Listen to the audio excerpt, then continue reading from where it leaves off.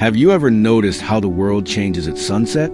The light turns blood orange, the shadows stretch out like fingers, and for a moment, the world feels wrong. My name is Elias, and this is the story of how my home stopped being mine. It started small. A glass of water left on my nightstand. Every morning, it was half empty. I'm a man of logic. I told myself I was just thirsty in my sleep, but the logic was starting to fail. Then came the smell, a stale, heavy scent of old tobacco drifting from vents. I don't smoke. I've never smoked. It was like the house itself was exhaling someone else's breath.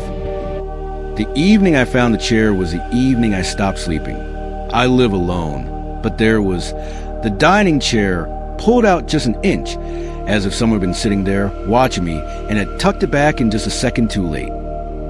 I couldn't call the police over a moved chair, so I bought a camera, a tiny lens hidden in a USB charger.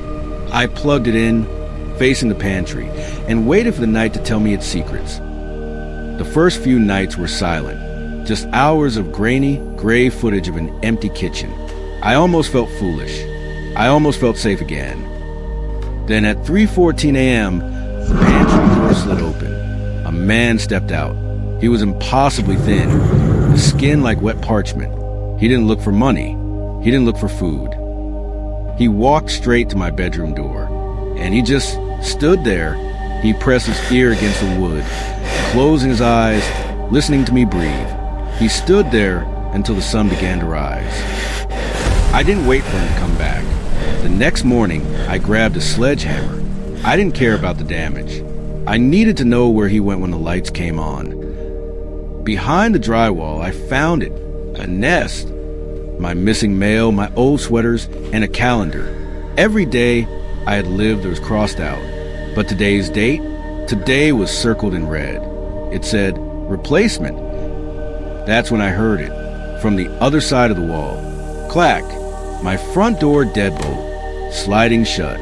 He wasn't hiding anymore. He was home. I stumbled into the living room, heart hammering in my throat.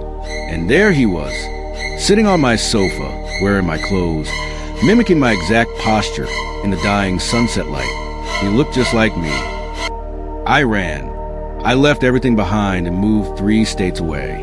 A new city, a new life. I thought I was free. Until this morning, when I looked at my nightstand.